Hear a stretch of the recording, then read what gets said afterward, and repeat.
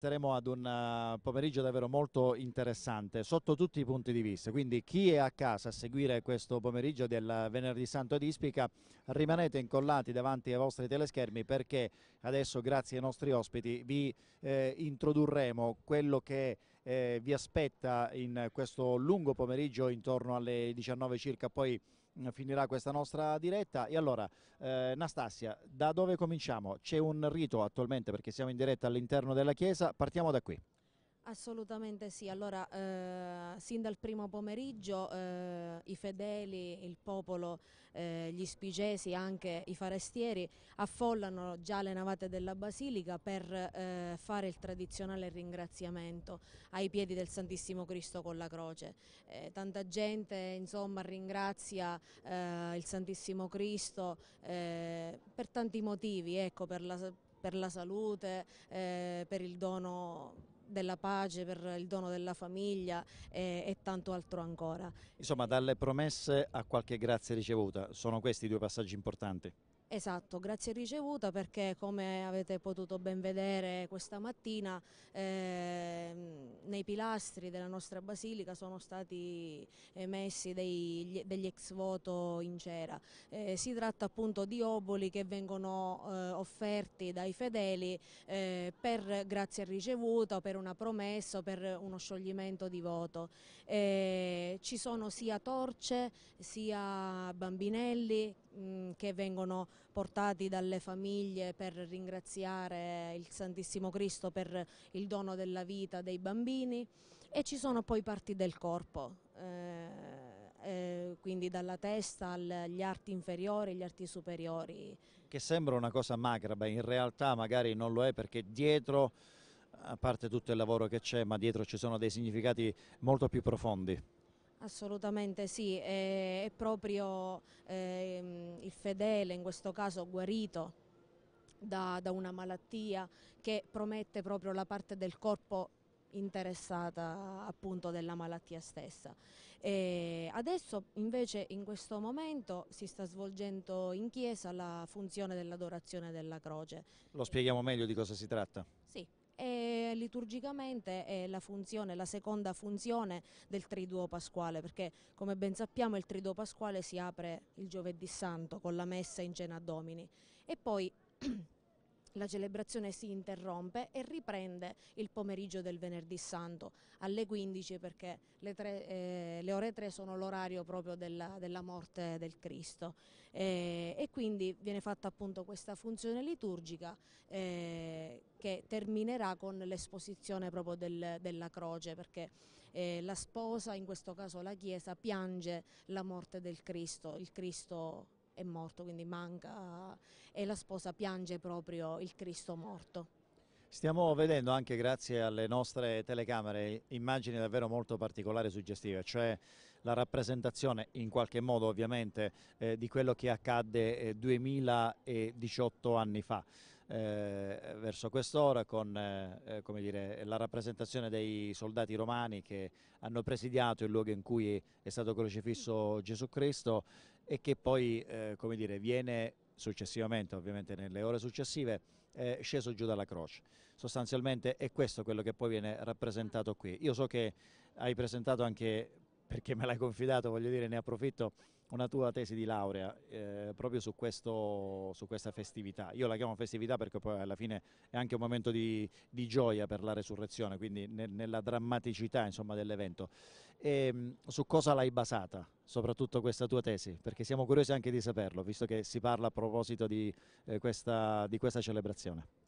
Allora, io ho presentato una tesi di storia medievale sulla nascita della nostra Basilica della Santissima Annunziata che coincide con la nascita dell'Arciconfraternita appunto della Santissima Annunziata. Ho effettuato vari studi sia nei vari archivi di Stato e poi nel nostro archivio dell'Arciconfraternita, diciamo molto, molto ricco, anche vari libri tra cui il libro del dottor Fronte mi ha aiutata molto, Ego Primogenita. E niente, praticamente nella mia tesi sostengo il fatto che della vera esistenza dell'antica basilica della Santissima Annunziata anteriore al terremoto del 1693, e precisamente questa basilica, da dove poi tutto è iniziato, la nostra storia, la storia dei nunziatari è iniziata, è del 1453, quando il feudo di Spaccaforno viene acquistato da Antonio Caruso di Noto e con la famiglia insomma si trasferisce qui a Spaccaforno ed inizia a costruire la forza, quindi il palazzo dove poi risiederà. Assieme al palazzo costruisce anche la chiesa dell'Annunziata. Riferiscono le fonti una chiesa bellissima, tra le più belle e ricche del Val di Noto, perché vi era una confraternita, quindi appunto da lì capiamo che i confrati, la confraternita nasce nel 1453, che aiutavano nelle spese comunque hanno aiutato nell'edificazione della chiesa e poi la abbellivano a vario modo con suppelletti, gli oggetti sacri e le statue. In questa chiesa c'erano sette altari e dopo il terremoto del 1693 qualcosa si è salvato. Purtroppo non abbiamo potuto salvare la statua bellissima del Santissimo Cristo con la croce, che è rimasta sotto le macerie, mentre si è salvata la statua del Cristo risorto, che vedremo poi domenica sera in processione. C'è anche un altro discorso che stamattina abbiamo affrontato con Francesco Fronte, cioè quello che mi ha colpito, che poi ne abbiamo parlato, ripeto, con lui, è stata la luminosità di questa chiesa, cioè all'interno della basilica la luminosità rispetto ad altre chiese che ho avuto modo di visitare qui ad Ispica è stata la prima cosa che mi ha colpito. Evidentemente i particolari hanno permesso, sì, ma anche la colorazione interna con questo bianco particolare, di far sì che ci sia molta luce all'interno. Sì, allora intanto partiamo dal presupposto che la chiesa è intitolata a Maria, quindi è una chiesa mariana. E allora già se pensiamo proprio alla Madonna, pensiamo a qualcosa di tenero, qualcosa di dolce, di delicato. Ed ecco che proprio i colori che sono stati riportati nella basilica sono proprio i colori mariani, tipici delle statue della Madonna. C'è questo verdino, il bianco che comunque primeggia, e poi il colore nostro, insomma, della nostra chiesa che è il blu. Blu che fa riferimento al colore un tempo della nobiltà, perché comunque la nostra basilica era la basilica tra virgolette adorata e preferita dall'aristocrazia, dalla nobiltà locale. Possiamo anche notare che l'ubicazione della nuova basilica si trova appunto nel cuore del centro storico, circondata da tutti i palazzi signorili, da tutti i palazzi aristocratici del tempo. Quindi proprio il blu che primeggia oggi, che è simbolo nelle nostre mantelline, nelle divise dei confrati. Volevo sottolineare il fatto che l'Associazione Cattolica Don Bosco quest'anno festeggia il 30° anno della fondazione e in occasione di questa, diciamo, di questa ricorrenza non solo ha permesso questa diretta di oggi, ma tutti i soci abbiamo messo solo per quest'anno nella nostra mantellina questo stemma ricamato a mano che proprio vuole simboleggiare il 30° anno dalla fondazione. Allora Anastasia, io al momento la congedo, nel senso che do spazio anche agli altri ospiti con la promessa che ci rivedremo tra poco, anche perché ho altre domande da rivolgerle a proposito della sua presenza qui, che rappresenta un po' le donne nell'Associazione Don Bosco, ma anche per farmi raccontare alcuni aspetti legati ai bambini, che li vedremo durante questa processione. Allora, con la promessa, ripeto, che ci vedremo dopo, io do anche l'opportunità di farci raggiungere sempre qui nella nostra postazione al termine, alla fine di Corso Garibaldi, dove poi inizia la vera piazza dove c'è la Basilica della Santissima Annunziata, per dare il benvenuto a Massimo Innorcia, anch'egli rappresentante dell'Associazione Don Bosco. prima di andare in pausa pubblicitaria una domanda, così per darle il benvenuto. È una festa molto bella, complimenti a chi l'organizza, anche voi nel vostro come associazione avete dato un contributo bellissimo e straordinario ovviamente. E allora c'è tanta attesa, lo stiamo vedendo un po' dai colori blu o azzurri, punti di vista che riempiono sempre più questa piazza. Adesso l'emozione comincia a salire, anche per questo pomeriggio.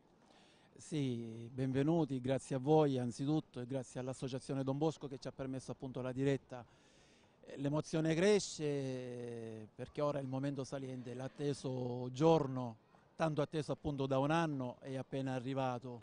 Premetto, il grazie non va a noi portiamo avanti, perpetuiamo ciò che i nostri padri, i nostri nonni ci hanno lasciato in eredità, una manifestazione bellissima di passione, di devozione, di un attaccamento al bellissimo Cristo con la croce e basta. Ora lo dimostrerà la tanta gente che affollerà il Corso Garibaldi, la piazza antistante della Santissima Annunziata, che sarà incorniciata appunto dalla cavalleria romana che stiamo per vedere, che farà appunto da cornice alla processione del Santissimo Cristo con la croce. Allora, rimanga con noi, adesso ci fermiamo per una brevissima pausa pubblicitaria, ritorneremo ancora qui ad Ispica in diretta da Piazza Santissima Annunziata per raccontarvi il pomeriggio di questo Venerdì Santo ad Ispica. A tra poco.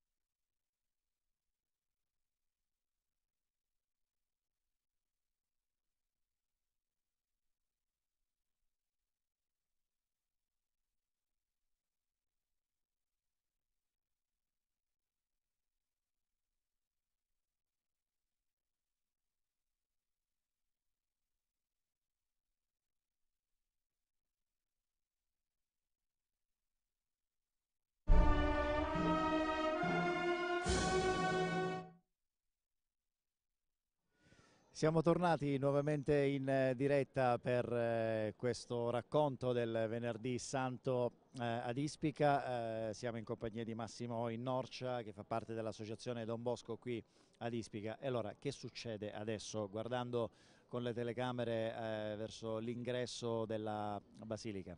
Si è appena conclusa la liturgia dell'adorazione della croce, che appunto rievoca la passione e la morte di Gesù, e la seconda parte del Triduo Pasquale. Adesso la delegazione della Santissima Annunziata, l'Arciconfraternita, la Rettoria e l'Associazione Don Bosco tutta andrà a prelevare la delegazione di Santa Maria Maggiore.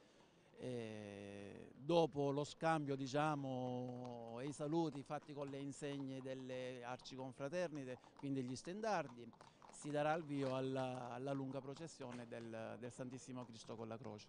Allora, a proposito della processione, che cosa è cambiato rispetto agli anni scorsi? No, Almeno per quanto riguarda il percorso, intendo dire questo. sì, esatto, il giro è stato un po' stravolto perché la gente ci chiede di cambiare il giro, perché un tempo il giro era standard, percorreva sempre le stesse strade, però la gente tutta, e devo dire anche su suggerimento della diocesi, perché parlando tempo fa con il vicario generale della diocesi ci diceva, visto la tanta devozione forte del Santissimo Cristo con la croce, perché non permettere appunto, diciamo, dei giri magari a cadenza quinquennale, in modo tale che tutta la cittadinanza possa avere il piacere e il privilegio di essere visitato dal Santissimo Cristo con la croce. Niente, è stato rimosso solamente l'incontro che si faceva un tempo con la Veronica nella chiesa di San Giuseppe, nella zona alta del paese, l'incontro con le piedone. Praticamente raffiguravamo le due delle stazioni della Via Crucis in concomitanza, in sinergia con alcune parrocchie della città di Ispica, l'altra è la Madonna delle Grazie. Poi per il resto niente, abbiamo cambiato di nuovo l'incontro con la Madonna Addolorata, che si svolge con la Madonna della Basilica di Santa Maria Maggiore, che quest'anno, anzi dall'anno scorso, abbiamo ripristinato l'antico sito dove si svolgeva, che è proprio nei pressi, in via 20 settembre, nei pressi di Santa Maria Maggiore. Allora, senta, il ruolo dell'Associazione Don Bosco in tutta questa festa, insomma, celebrazione, qual è? Non in termini ovviamente, come dire, economici, perché non parliamo di questo, allora, in termini di organizzazione, chiaro. Sì, allora l'Associazione Cattolica Don Bosco anzitutto nasce per volontà, ecco, mi fa piacere ricordare il fondatore, che è il nostro parroco Don Paolo Ferlisi, che è venuto a mancare 2 anni fa. Ha un ruolo importante all'interno dell'associazione, insieme all'Arciconfraternita. Il nostro parroco la definisce il polmone della comunità parrocchiale. In effetti sia l'Arciconfraternita che l'Associazione Don Bosco sono i polmoni, perché da loro partono tutte le iniziative, sono coinvolte nella catechesi, sono coinvolte nella liturgia, oltre appunto all'organizzazione di ciò che riguarda il folklore delle nostre feste, che riguardano appunto la Basilica della Santissima Annunziata, il Venerdì Santo in primis, la Domenica di Pasqua, ma non dimentichiamo che l'associazione, essendo dedicata al nostro santo protettore San Giovanni Bosco, c'è una bella iniziativa che appunto si svolge nel giorno dedicato al santo protettore, il 31 gennaio. Allora, io adesso la congedo, nel senso che ci rivedremo tra poco, perché così do anche l'opportunità per un gradito ritorno nella nostra postazione, qui sempre in piazza. Lo abbiamo avuto stamattina, era in Borghese, oggi invece è in alto uniforme, insomma, dicevo in alto uniforme perché c'era la divisa proprio dei nunziatari, no? È così. Io do il benvenuto ancora una volta a Francesco Fronte, che è il presidente della società Ispicese Storia Patria, che stamattina ci ha donato anche cenni di storia molto importanti, non solo della Basilica, ma anche della festa, ma anche della statua del Cristo con la croce. Ancora benvenuto e ben trovato. Grazie, ben trovati pure a voi. Stamattina abbiamo visto la prima parte di questa giornata, abbiamo visto le immagini del pellegrinaggio dall'antica basilica, i resti dell'antica basilica al Parco Forza, l'apertura delle porte, poi l'affluire dei fedeli, la discesa del simulacro e il posizionamento del simulacro al centro della chiesa, dove si trova tuttora per la liturgia dell'adorazione della croce, che è tipica del Venerdì Santo. Penso che la liturgia già sia stia finendo, ora ci sono i preparativi per l'inizio della processione. Uno è l'arrivo della cavalleria romana, che abbiamo già visto e stiamo vedendo, e su questo un attimo poi mi vorrei soffermare, se lei è d'accordo. Continui pure. Esatto.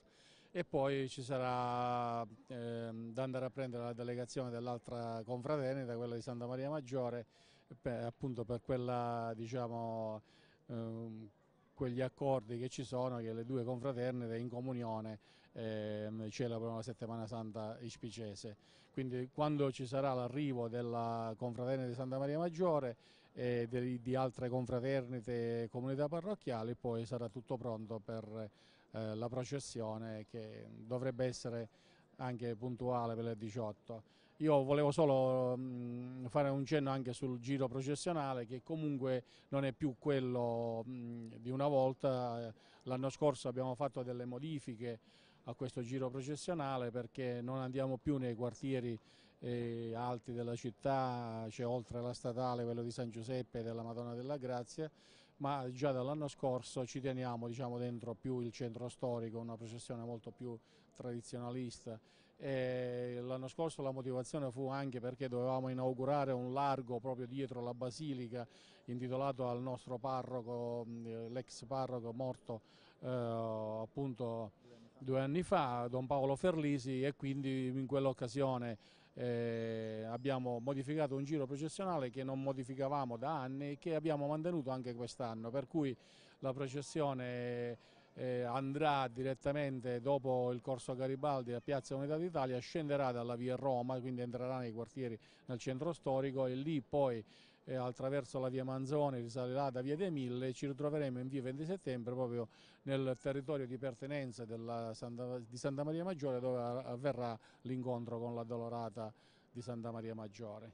Dicevo prima, ne approfitto della sua presenza per spiegare ai nostri telespettatori anche come dire, questa parte, questo cenno storico riservato alla cavalleria, è così, quella romana ovviamente. Sì, questo io già stamattina avevo accennato a qualcosa, perché dicevo che le processioni nostre del Venerdì Santo un po' ripercorrono la memoria della quella che era la Via Crucis, quello che fu il cammino di Gesù con la croce sulle spalle sulla via del Calvario, tant'è vero che lo stesso simulacro ha questa denominazione. Quindi la cavalleria è stato sempre diciamo, nelle rappresentazioni nunziatarie del Venerdì Santo un elemento importante, perché ricostruisce la storia dell'epoca, il fatto che comunque la Palestina era dominata dai romani, c'era un procuratore romano, Ponzio Pilato, e quindi l'ordine pubblico era garantito e assicurato dai romani, quindi la cavalleria romana, ecco, rappresenta il riferimento storico di quell'epoca.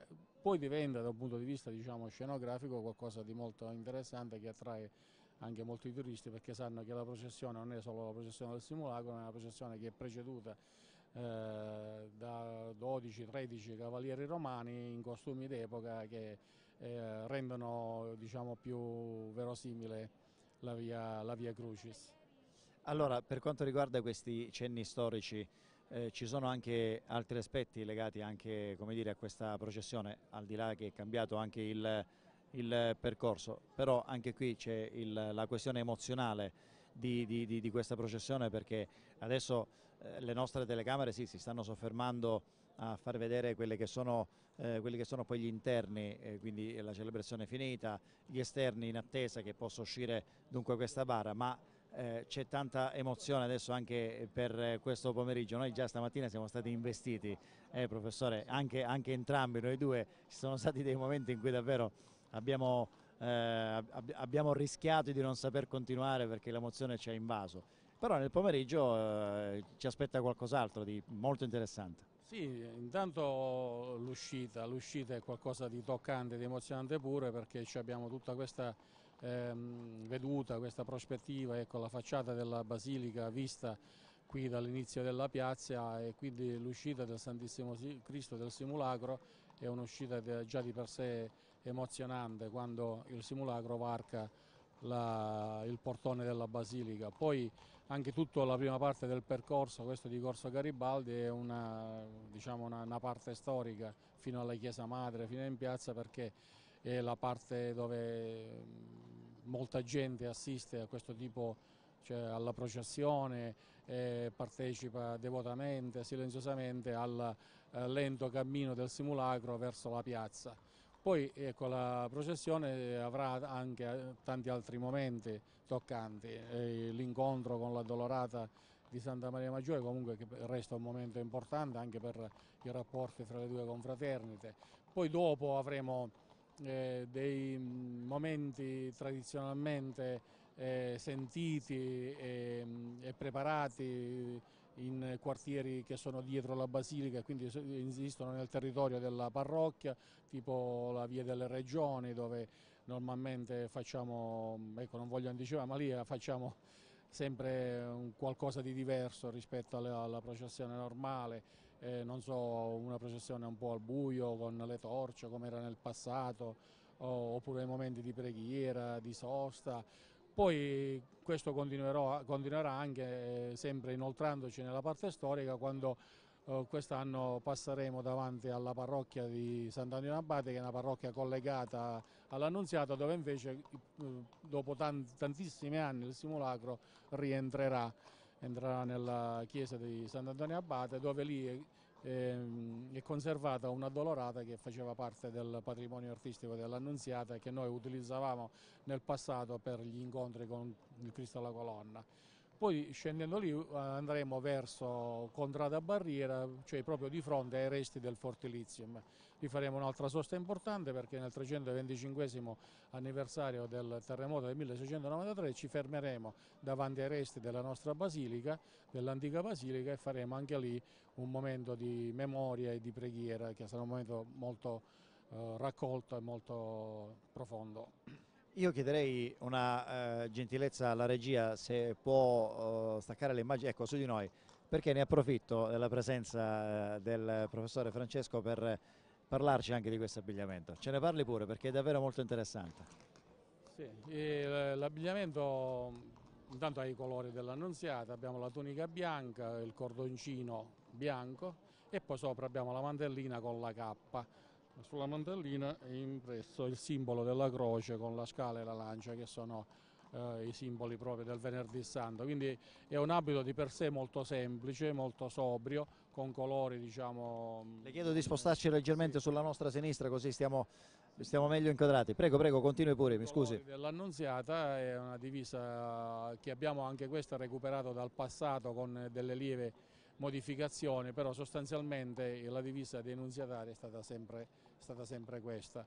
Una volta indossavamo nei tempi molto passati anche il cappuccio, come si vede in alcune confraternite siciliane, adesso anche per una ragione così non lo facciamo più perché non ce ne sono più i motivi, ecco, tutta alla luce del sole, quindi non si giustifica più. Abbiamo la mantellina con la cappa, però non indossiamo, la teniamo, diciamo, come elemento decorativo per ricordare le divise del passato.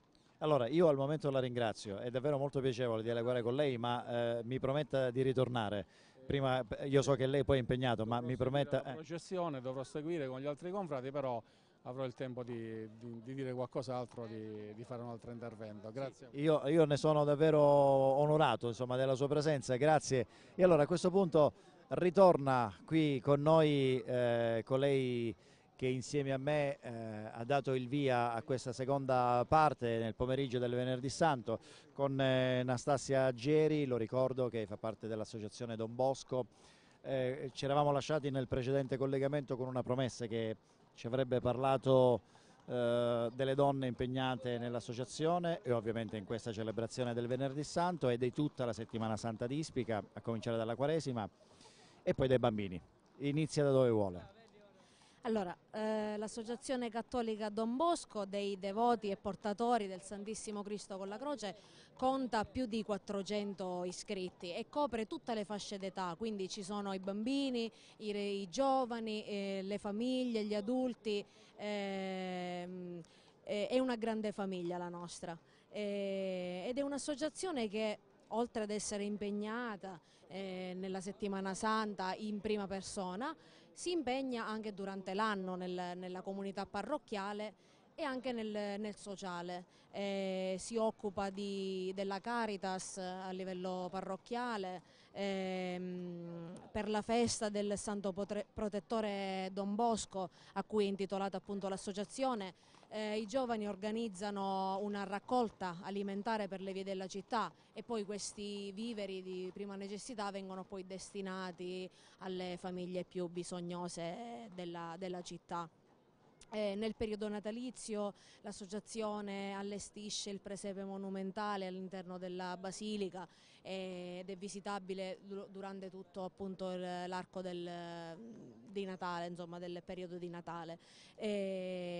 Ma oggi diciamo è il giorno clou, il giorno più importante, e un po' tutti siamo impegnati a vario titolo e a vario modo nella gestione della processione. Gli uomini, i ragazzi sono impegnati nel portare a spalla con la vara il simulacro del Santissimo Cristo con la croce. Sono impegnati già dal primo mattino con la discesa e adesso ci saranno ben 7 ore di processione. Il simulacro è abbastanza pesante, quindi questi ragazzi, questi giovani si premuniscono, fanno anche quasi a gara per aggiudicarsi un posto sotto la vara, specialmente per l'uscita.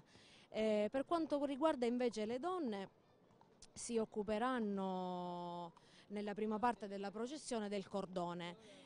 Si tratta essenzialmente di sistemare e gestire tutti i bambini, tutti i più piccoli dell'associazione e le ragazze in fila, in modo proprio da formare un cordone umano per far sì che la vara del Santissimo Cristo scorra tranquillamente al centro delle strade, in questo caso qui nella piazza dell'Annunziata nel Corso Garibaldi, e la gente possa rimanere all'esterno e non intralcia così il percorso del simulacro.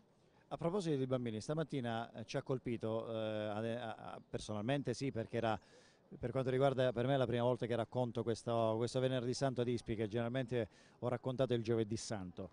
I bambini vestiti con questi colori, blu o azzurro, insomma, a punti di vista, ma sempre con una felpetta bianca sotto, perché i bambini hanno già iniziato, come dire, ad entrare in questa sorta di meccanismo, cioè a fare, come diceva bene lei, una sorta di gara per quando poi saranno un po' più adulti, per portare a spalla questa vara. Dico, già da bambino o da bambina, insomma, c'è questa, come dire, volontà a vedere il mondo che li circonda e quello cristiano, ovviamente in maniera, come dire, molto, molto coinvolgente, così mi pare.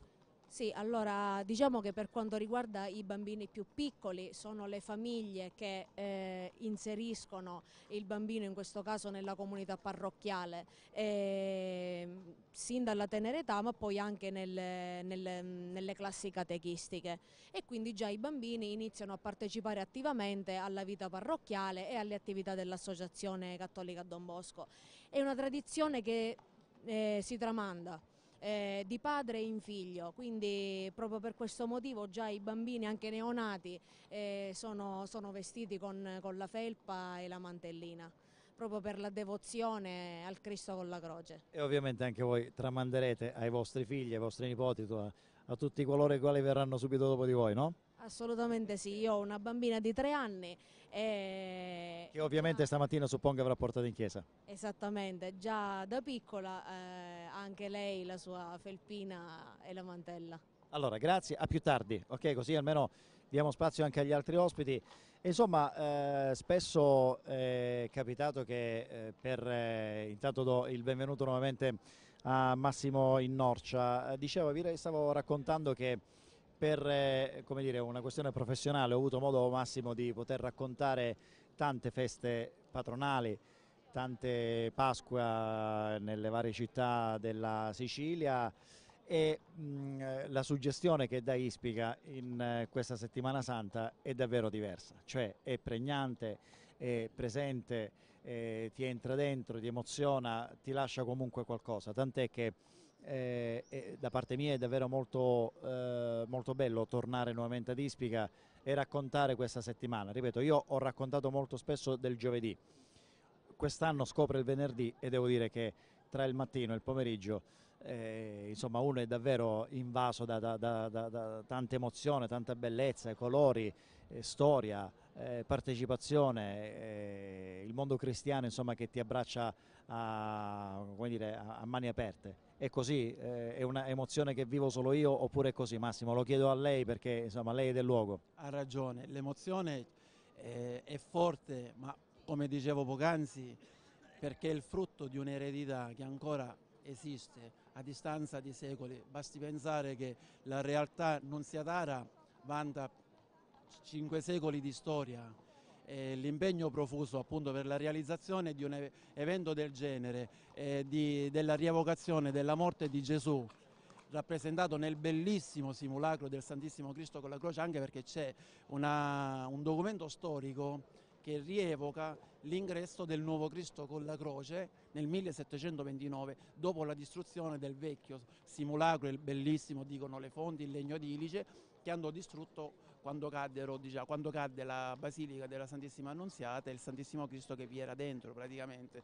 Quindi la mozione è sempre forte, è sempre crescente, per i colori, per l'impegno, per la dinamicità, diciamo, dell'evento, per come si svolge, perché è pieno appunto di appuntamenti, di punti salienti.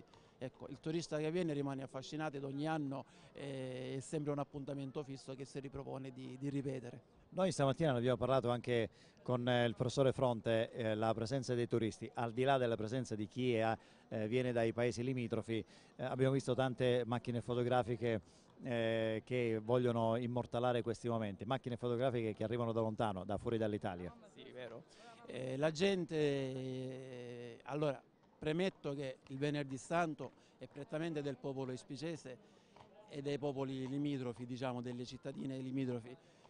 Abbiamo fatto sì di promulgare appunto il nostro Venerdì Santo, come pure tutta la Settimana Santa, tramite i social, diciamo che ha avuto un enorme successo, motivo per cui i turisti ormai equiparano a noi ispicesi, agli abitanti limitrofi, immortalano e ne fanno, diciamo, del nostro Venerdì Santo ormai un'immagine quasi, diciamo, voglio dire italiano, europeo, ma anche mondiale, perché anche grazie a questa diretta credo che da tutto il mondo ci vedano e possono ammirare la bellezza appunto del nostro Venerdì Santo.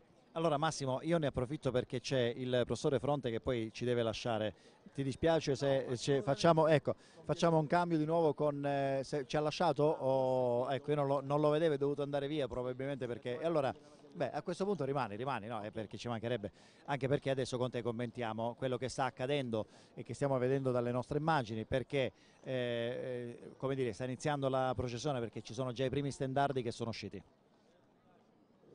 Sì, allora, da qui ufficialmente sta per avere inizio il Venerdì Santo.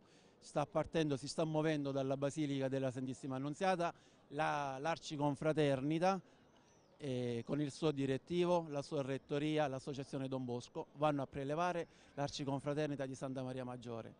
Come dicevo sempre poc'anzi, avverrà la stretta di mano che sta a significare l'avvio della processione, della lunghissima processione che si snoderà per le vie cittadine di Ispica. C'è anche la banda che intanto è uscita dalla chiesa perché accompagnerà, suppongo, ecco, raccontiamo anche questo aspetto. Ci sono le due bande praticamente, non una, c'è la banda Città di Ispica, la nuova banda che è nata da qualche anno, la Santa Cecilia, che accompagneranno appunto le nostre processioni.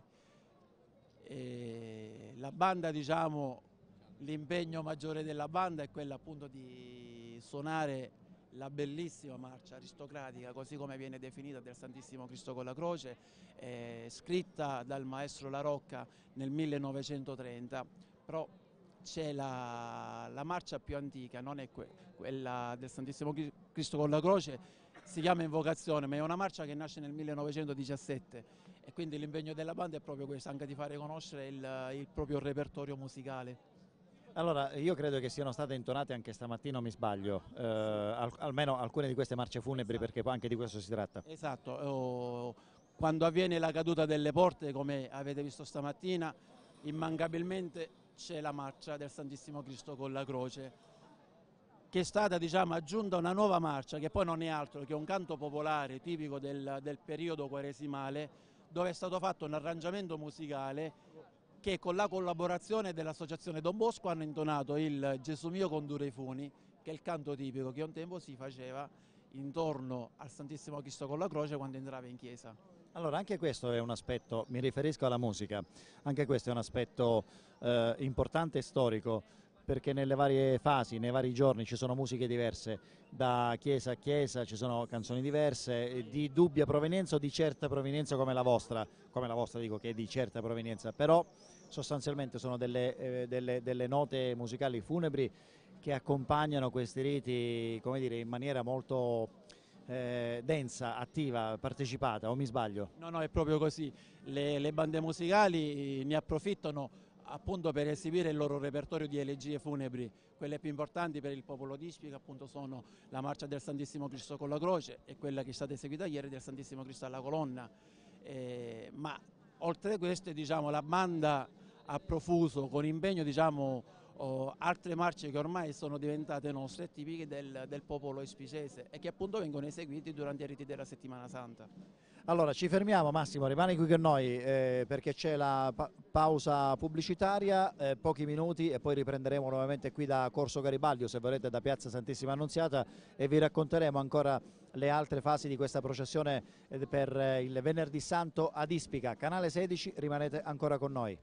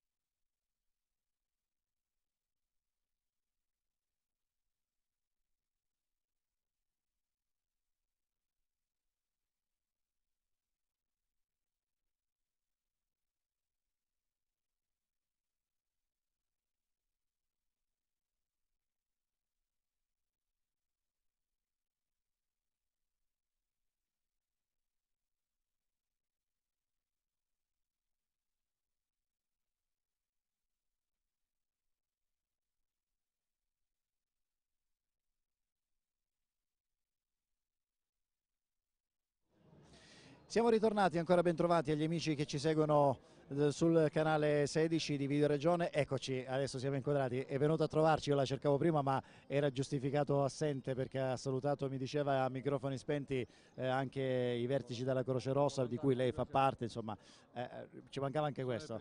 Sono il presidente del comitato provinciale di Croce Rossa di Ragusa e oggi la Croce Rossa è presente con un equipaggio in ambulanza e 2 equipaggi a piedate, e quindi terremo anche sotto controllo la situazione dal punto di vista anche sanitario, ecco, quindi c'è molta gente come può notare e quindi anche per prevenire eventuali problemi siamo presenti come forza sanitaria. Allora, abbiamo visto colori diversi. Professore Fronte, abbiamo visto colori diversi che salivano, allora mi dica che via è questa qui perché non la conosco. Questo è il corso Vittorio Emanuele. Ah, perfetto, salivano da lì e lei faceva cenno appunto di queste 2 confraternite che poi dovranno comunque incontrarsi. Questa che è arrivata è la delegazione della confraternita di Sant'Antonio Abate, che è una parrocchia che fa parte della comunità di parrocchie della Santissima Annunziata. Come dicevo, stasera ci andremo, entreremo anche in chiesa e avremo un momento di incontro con la loro addolorata, che poi è un'addolorata che proviene dall'Annunziata. Ci saranno presenti anche ora le altre confraternite di San Giuseppe, la confraternita della Madonna delle Grazie. Sono tutte confraternite che posso dire storicamente sono derivate dalla Santissima Annunziata, perché l'antica chiesa di San Giuseppe era a pochi metri da qui e quindi era collegata dove c'era il monastero anche di San Giuseppe ed era collegata all'Annunziata, tant'è vero che quando la chiesa fu distrutta e abbattuta, perché adesso non esiste più, tutto quello che c'era dentro, compresa la statua di San Giuseppe, fu portato nella chiesa della Santissima Annunziata, così anche per quelle di Sant'Antonio e della chiesa del Carmine, che sono delle parrocchie a noi diciamo suffraganee. Adesso i colleghi, i confratelli sono andati a prendere la delegazione di Santa Maria Maggiore e questo è poi l'ultimo atto, perché appena arriveranno la processione sarà pronta per uscire. Senta Fronte, ma io so che per quello che sto per dire aprirò con lei una porta già ampiamente spalancata. Io guardo il frontespizio della chiesa, ma quanto è bella!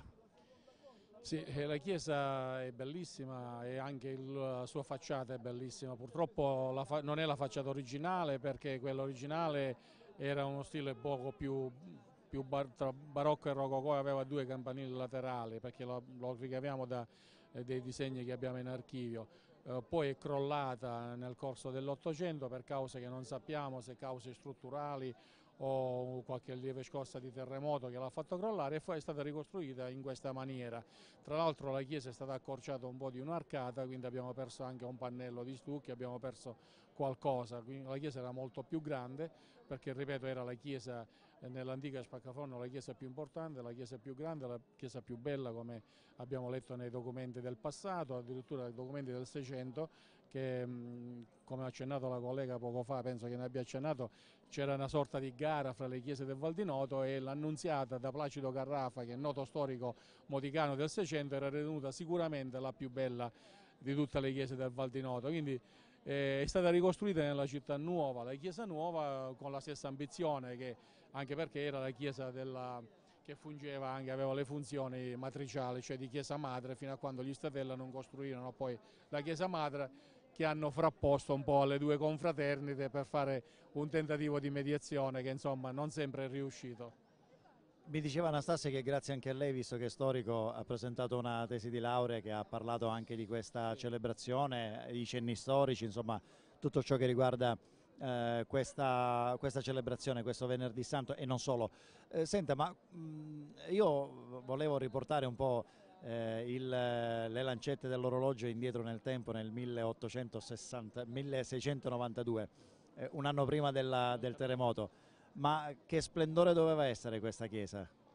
Vedere i resti era intanto molto grande, doveva avere una facciata anche abbastanza maestosa che guardava a mezzogiorno, era una chiesa, cioè, entrando così, vedendo la città fortificata, una delle cose che si vedeva accanto al Palazzo Marchionale, cioè accanto al Palazzo dei Marchesi, era proprio la facciata della chiesa della Santissima Annunziata, chiesa che è stata voluta prima dai Caruso quando hanno comprato il feudo, tanto è vero che tutte le tradizioni che hanno portato qui sono tradizioni di origine latina, no? L'Annunziata, la Santa Spina, il Venerdì Santo.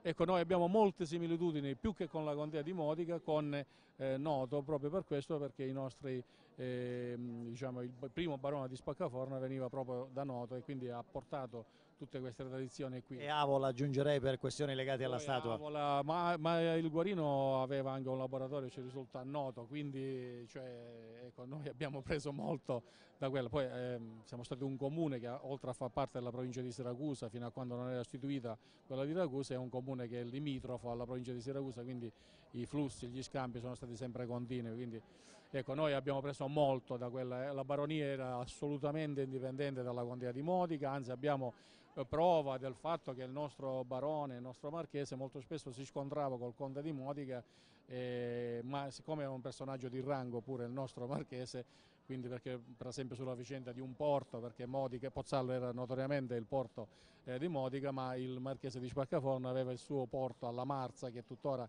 insomma, è una zona famosa per Porto Lisse, la zona dove Spaccaforno aveva un'autonomia economica, un'autonomia politica, un'autonomia diciamo, all'interno delle gerarchie aristocratiche del Regno di Sicilia, che poi è stato provato dal fatto che gli Statella sono arrivati a essere principi di Cassaro. Che strano che i rosolinesi però si sentono più ragusani che aretosei, gli spicesi si sentono più...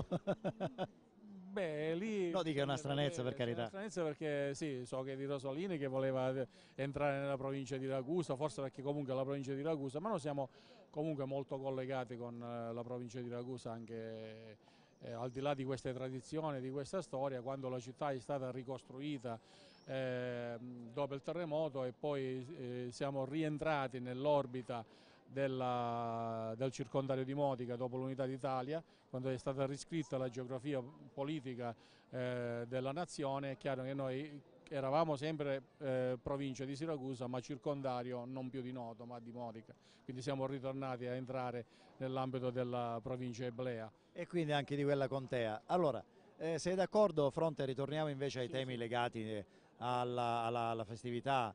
Che succede adesso? Perché credo che ormai siamo quasi addirittura d'arrivo, io non so che ora sia, ma insomma ci avviciniamo sempre più alle 18, minuto più, minuto meno. 18 e aspettiamo che ritorni la nostra confraternita con la delegazione della confraternita di Santa Maria Maggiore e dell'Associazione dei Fazzoletti Rossi.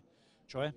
L'Associazione dei Fazzoletti Rossi sono i portatori del Santissimo Cristo alla colonna, quindi l'associazione giovanile di Santa Maria Maggiore, come l'omologa della nostra Don Bosco. Quindi ecco, io lo sostengo sempre da storico, siamo due confraternite un po' rivali ma un po' gemelle, no? Perché forse a volte i gemelli non vanno sempre d'accordo, però devono andare d'accordo, quindi perché sono figli degli stessi. Insomma, avete una cosa in comune che non è una cosa indifferente. Abbiamo una grande responsabilità storica, una grande responsabilità civile, che è quella sociale, quella di gestire una settimana santa che affonda le sue radici in un passato antichissimo, e quindi entrambi abbiamo questo dovere, questa responsabilità nei confronti della città e nei confronti anche da chi viene da fuori per ammirare le nostre celebrazioni quaresimali.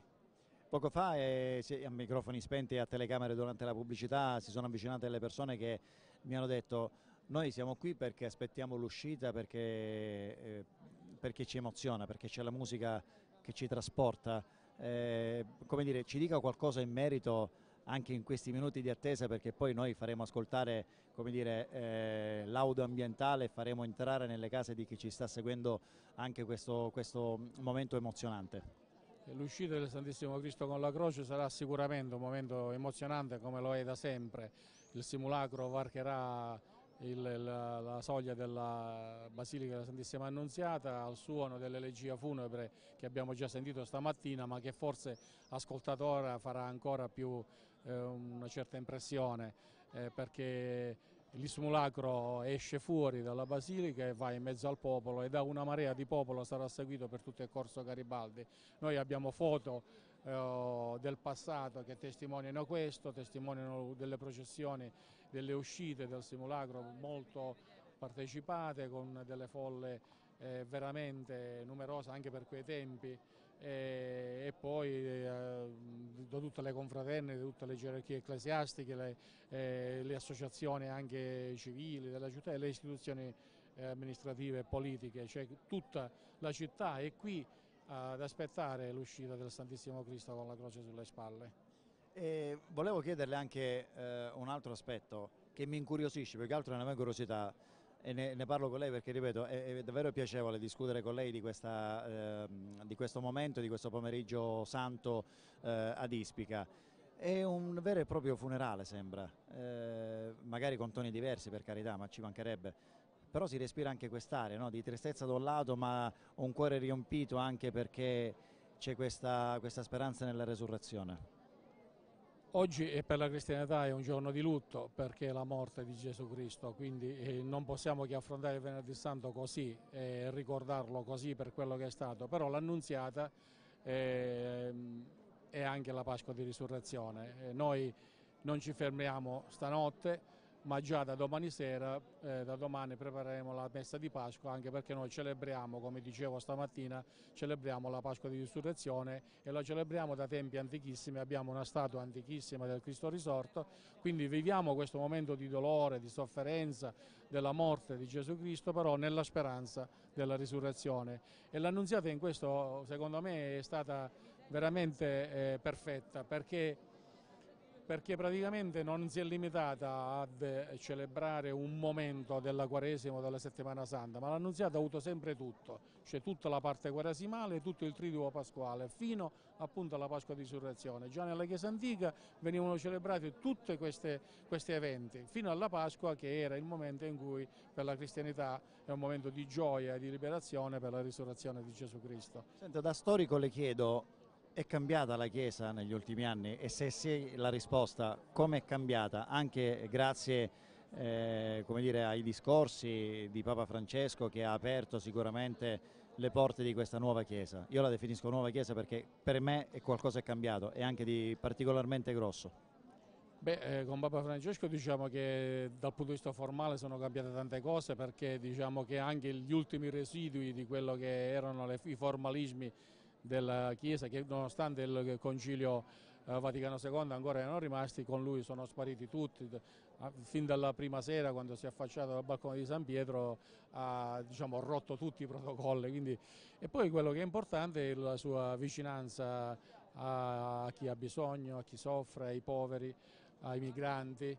Perché il vero ruolo della Chiesa è questo. Perché appunto il cristianesimo per il Papa giustamente è questo, è un ritorno diciamo ai principi evangelici, quindi Cristo stava fra le folle, molto spesso fra i poveri, fra i malati, fra i lebbrosi, però andava anche incontro ai peccatori, cioè apriva le porte a tutte. Io penso che il messaggio di questo Papa è proprio questo, è fortemente evangelico, un ritorno alla purezza evangelica, scrostata da tutti i formalismi, da tutte diciamo, le incrostazioni di carattere giuridico, di potere, di istituzione. Ecco, lui è riuscito a trasformare la Chiesa istituzione, la Chiesa potere in ecclesia, veramente in comunità di persone che si riconoscono nell'unità di Cristo. Ed ancora, ne approfitto, in questi giorni è uscito al cinema un film che parla di una figura che storicamente è lì ai piedi di Cristo, ed è Maria Maddalena. Ora, al di là del fatto che ci siano delle certezze e al di là del fatto che ci siano anche delle incertezze, la posizione di uno storico in questo caso qual è? Il film io confesso che vorrei vederlo, ma non sono riuscito a vederlo perché mi incuriosisce, perché sulla figura di Maria Maddalena sono state scritte tante cose anche molto contrastanti, quindi sappiamo appunto dai racconti evangelici che è stata sempre vicino, in alcuni racconti evangelici addirittura fa dei gesti tipo lavare i piedi a Gesù e asciugarli con i suoi capelli, che è tipico insomma, di un personaggio molto, molto vicino alla persona a cui fa questo gesto. Quindi bisogna vedere vicino quanto. Questo è difficile da chiarirlo, perché i riferimenti che abbiamo nel Vangelo, dei Vangeli diciamo quelli ufficiali, poi ci sono anche altri riferimenti nei Vangeli apocrifi, qualcos'altro che però la Chiesa non prende per buone, quindi non lo so, è una discussione molto difficile questo, che a me incuriosisce tanto e che io personalmente approfondisco, perché comunque è un personaggio da prendere in considerazione, perché se è spesso accanto a Gesù Cristo un motivo ci deve essere. Allora io in realtà le dico la verità, era una domanda che avevo il dubbio se chiedergliela o meno. Alla fine poi gliel'ho chiesta, perché il dubbio come il suo è anche il mio e come di tanti altri, ovviamente, per chi segue le vicende cristiane di una chiesa che comunque lascia sempre molti dubbi, ma per fortuna ha tantissime certezze, questo è un dato di fatto.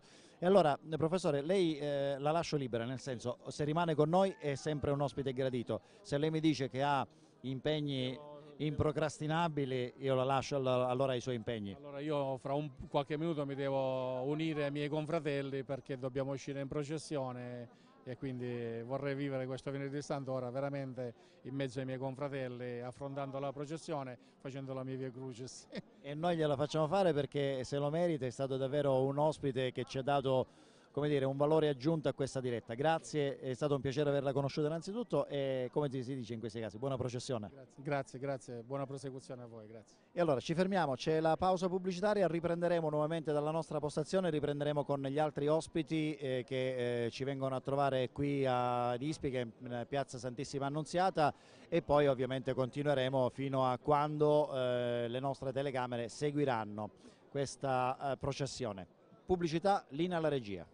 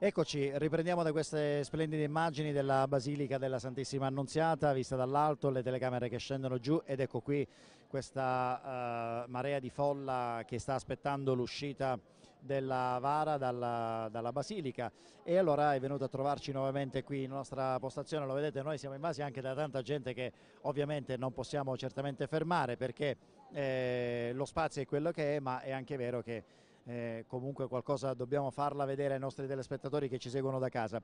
Nastasia, siamo quasi addirittura d'arrivo, le 18:05, 6, insomma più o meno l'orario è questo qui e siamo pronti, anzi siete pronti, tutta Ispica è pronta per accogliere il Cristo con la croce.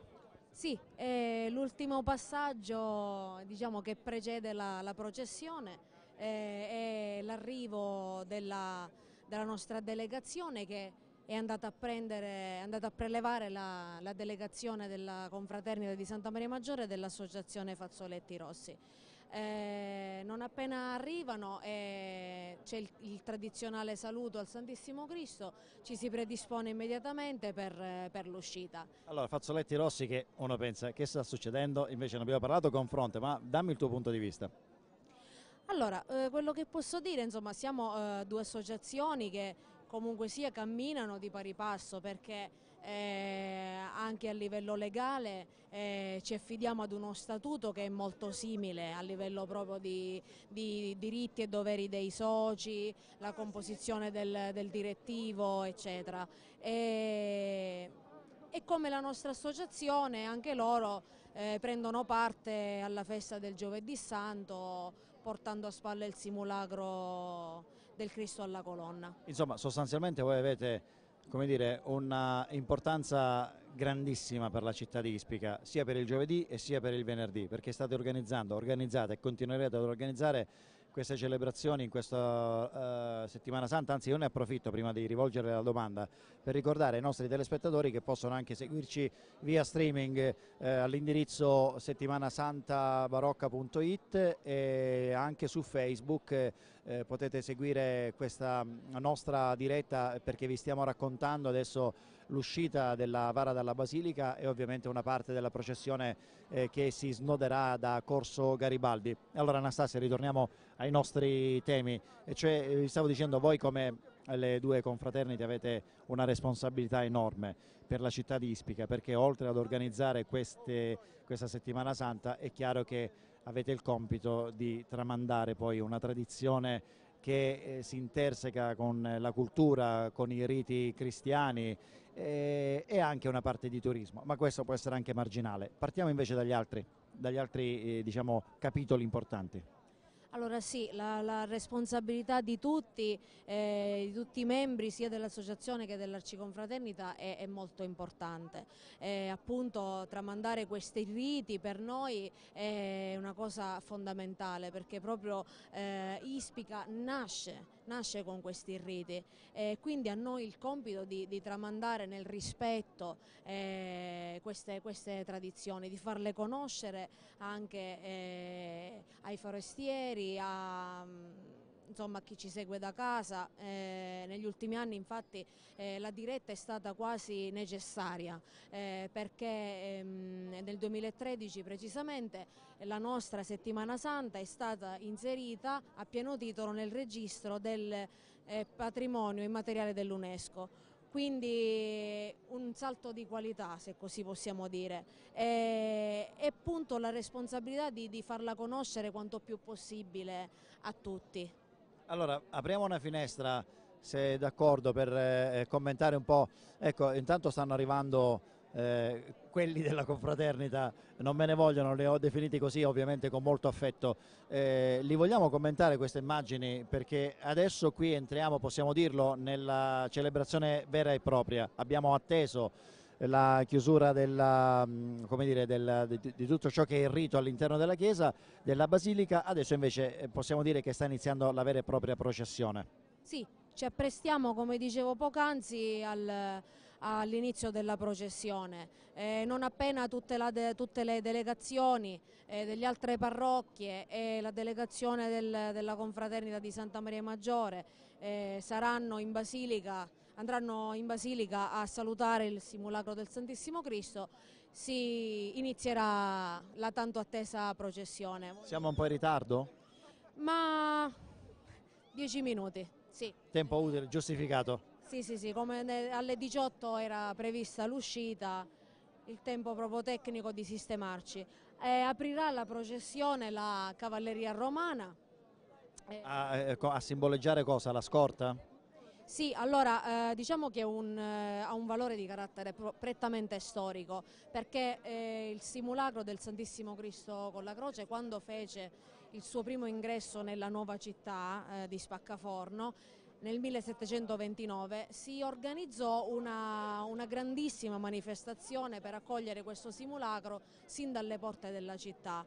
Tutte le famiglie nobili, gli aristocratici del tempo indossarono gli abiti dei soldati romani, dei pretoriani, dei sommi sacerdoti e scortarono questo simulacro fino alla Basilica. Quindi diciamo che è secolare questa usanza di avere la cavalleria romana ed è una particolarità assoluta, solo la nostra processione ha la cavalleria romana presente, insomma, che scorta il simulacro. Allora, in realtà ne parlavamo pure con Fronte, nel senso che nelle tante dirette che ho avuto modo di raccontare in giro per la Sicilia per queste festività è la prima volta che noto questa particolarità.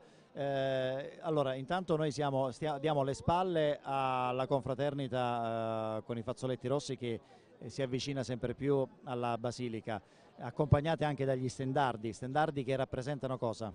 Allora, gli stendardi rappresentano proprio le nostre parrocchie, le parrocchie della città, quindi ogni parrocchia della città di Ispica ha un proprio stendardo. Nel nostro caso l'Annunziata ha tre stendardi, l'ultimo donato proprio dall'Associazione Cattolica Don Bosco qualche anno fa.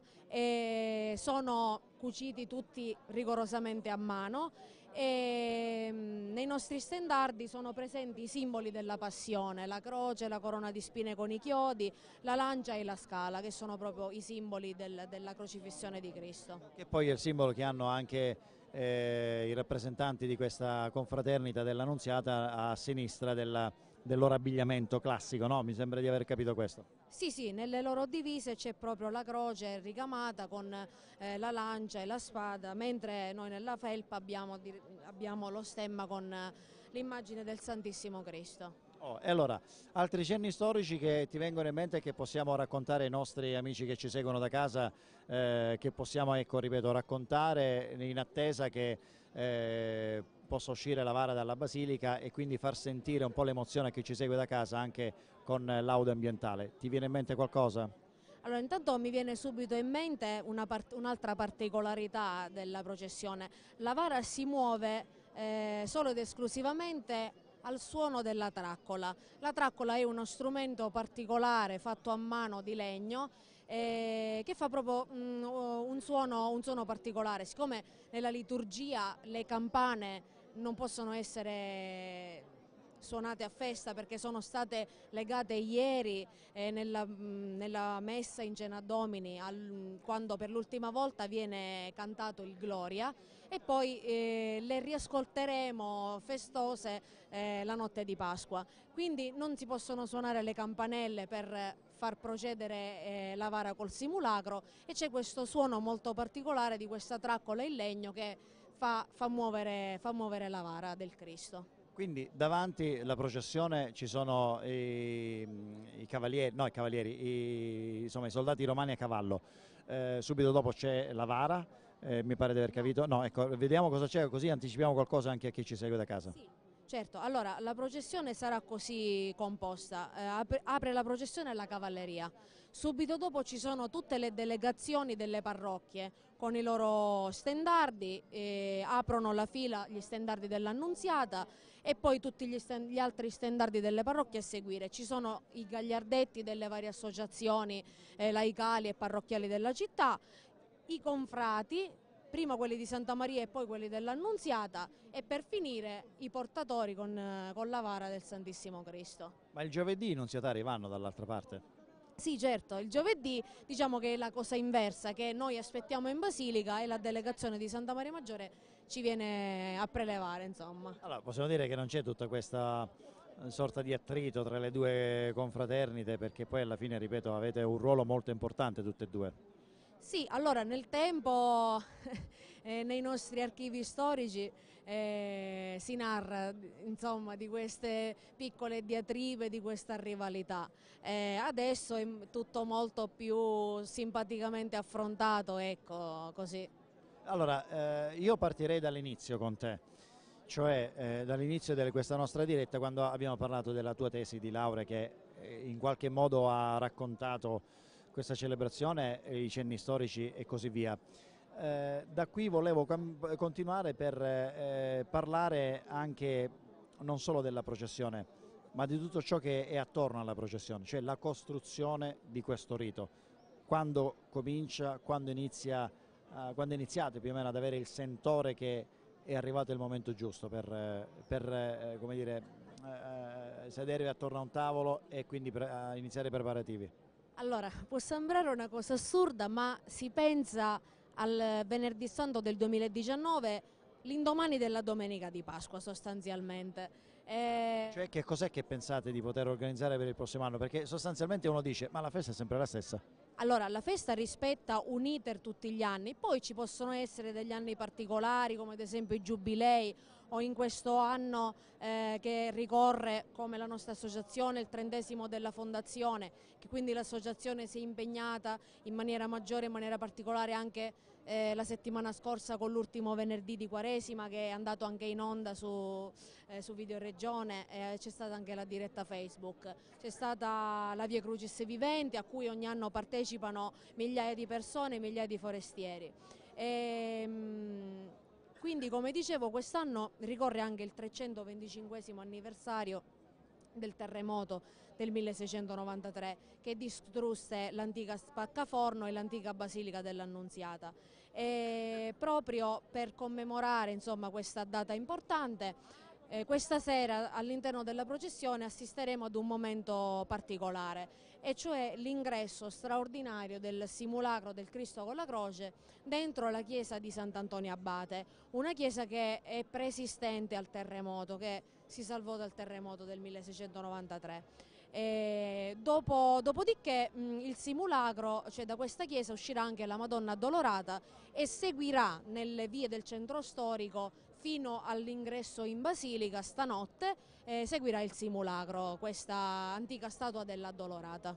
Allora, io non so se abbiamo qualche altra fascia pubblicitaria, lo chiedo alla regia per non poi, come dire, interrompere l'uscita della Vara dalla Basilica. Perfetto, allora facciamo così, intanto esatto, dovremmo farcela. In ogni caso io mi giro, Anastasia, io mi giro, anzi noi ci giriamo e se possibile anche con le telecamere, benissimo, anche con Orazio Gennaro sta facendo vedere intanto questo meraviglioso crocefisso, meraviglioso in termini ovviamente artistici e non per il significato, è chiaro, e poi un corso Garibaldi che stracolma di gente e questo significa che Ispica è davvero affezionata ai riti pasquali. Sì, aspettiamo tutti, insomma, trepidanti che il volto tanto amato del Cristo con la croce si affacci dal portone della Basilica. Io quando descrivo questo momento dico sempre che in quell'attimo proprio il tempo si ferma, cioè come se i cuori battessero tutti all'unisono, perché proprio il volto sofferente ma pieno d'amore di questo Cristo accarezza i cuori di tutti e nessuno rimane insomma, indifferente a tanta bellezza, quindi il momento è molto emozionante e qualche lacrima scappa ogni anno. Allora, in attesa che speriamo che non scappi in diretta, Anastasia, noi ci fermiamo per una brevissima pausa pubblicitaria. E allora, questo perché vi preghiamo veramente di rimanere ancora sul canale 16 di Videoregione, perché subito dopo la pausa pubblicitaria ci sarà l'uscita della Vara, momento davvero molto emozionante. Linea alla regia, tra poco.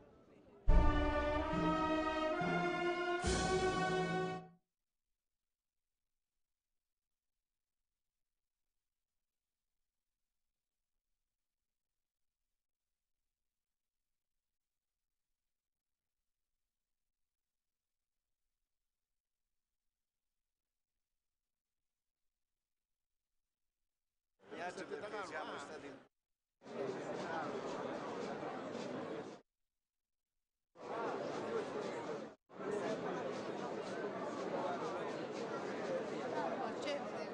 di mia cugina Tina, lo so fortissimo.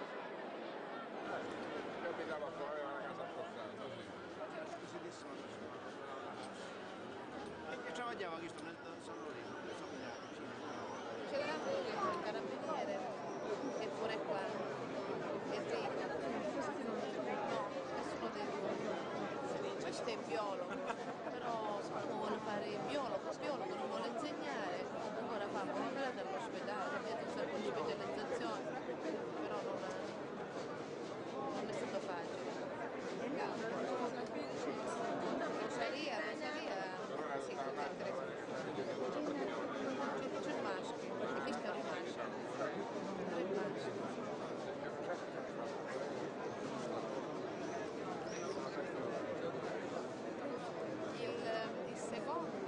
Il secondo ha tre gemelli, mamma mia, stavo già facendo tutti e due i parievoli. Uno è un po' più grosso rispetto all'altro, uno è più piccolino.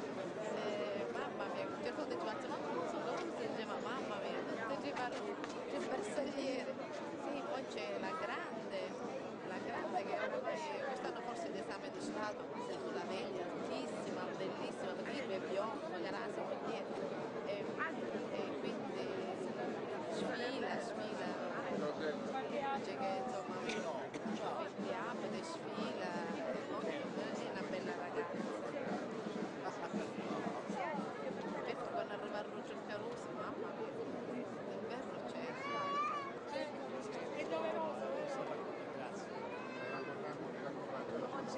Sono in un'ottima compagnia.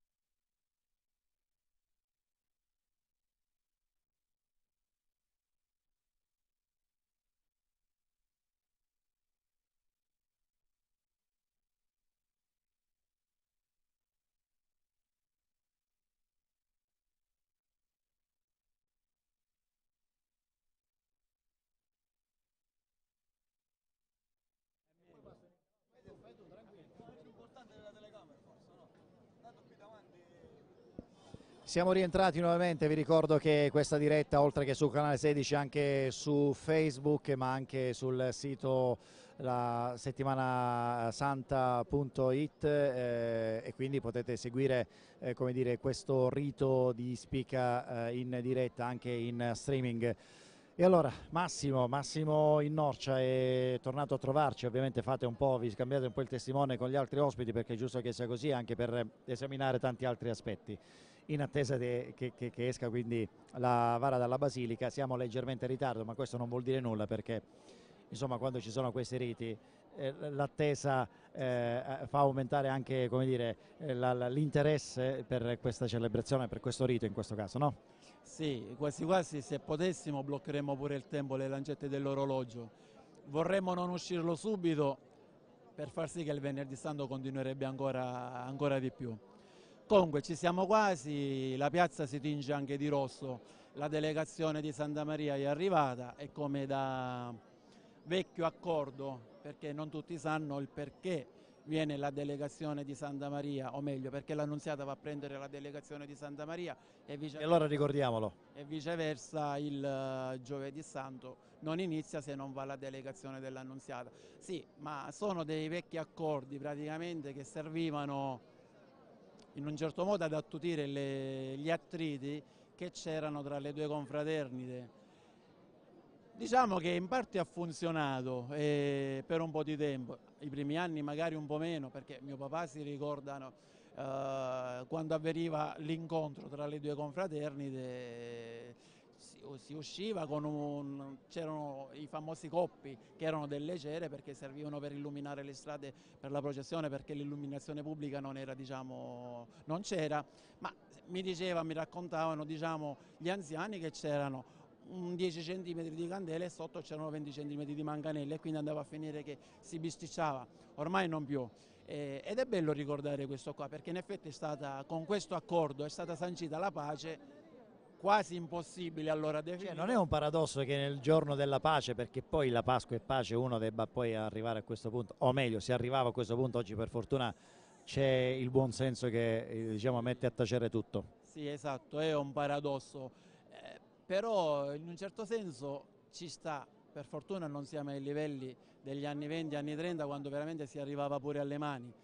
Ci sta perché sta cosa ti alimenta, diciamo, il fervore e poi nasce magari questo spirito di emulazione, cioè una confraternita cerca di fare sempre meglio rispetto all'altra, che poi alla fine riescono entrambi nella realizzazione dei festeggiamenti e ci gode il paese e i turisti che vengono a trovarci. Allora, sono belle entrambe, devo dire la verità, sono belle entrambe, quindi non c'è il giovedì che ci si emoziona di più e il venerdì un po' meno o viceversa.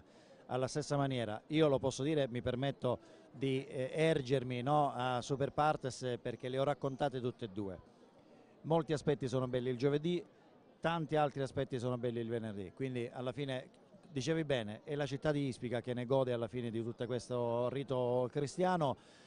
Cosa lo dimostra? Lo dimostrano le centinaia e centinaia di persone che sono qui, che erano ieri nell'altra chiesa, come? Per il giovedì. Per il giovedì santo e oggi invece per questo venerdì santo, quindi alla fine state facendo davvero un grandissimo lavoro entrambe le confraternite. Sì, sì, è un lavoro veramente che è impagabile, perché come diceva poco fa Anastasia, domenica finiamo i festeggiamenti della Settimana Santa, ci facciamo Pasquetta con calma, il martedì già si pensa a come realizzare il venerdì santo, che l'anno prossimo già sappiamo che cadrà il 19 di aprile e quindi si sta pensando magari per le luminarie, magari penseremo a come gestire la Via Crucis vivente che viene fatta il venerdì prima del venerdì santo. Ecco, se mi consenti, ti dico che la festa del venerdì santo del Santissimo Cristo con la croce ufficialmente nasce nel 1861.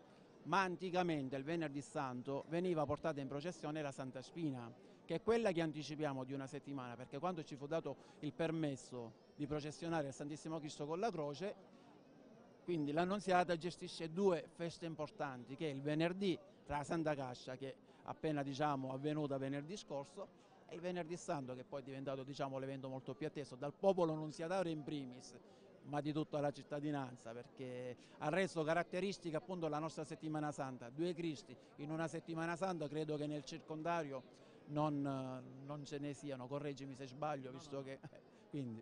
E a proposito di Pasqua, io ne approfitto per ricordare ai nostri telespettatori che anche la domenica di Pasqua sarà seguita dalle nostre telecamere, quindi cominceremo con Scicli, con il Gioia di Scicli, non in ordine ma insomma in ordine sparso, ma anche a Modica con la Madonna Vasa Vasa, ma c'è anche la Pace di Comiso, c'è anche la Pasqua qui di Ispica che è davvero molto molto particolare, non fosse altro per le musiche che accompagnano poi l'incontro, musiche veramente gioiose che accompagnano l'incontro tra il Cristo risorto e la Madonna. Dimmi pure. Se mi consenti, vorrei aggiungere che la domenica di Pasqua ci sarà la novità che porteremo la sera in processione non il solito risuscitato che esce di solito, bensì dopo abbiamo fatto un restauro dell'antico, proprio antico simulacro del Cristo risorto che è rimasto incolume dal terremoto del 1693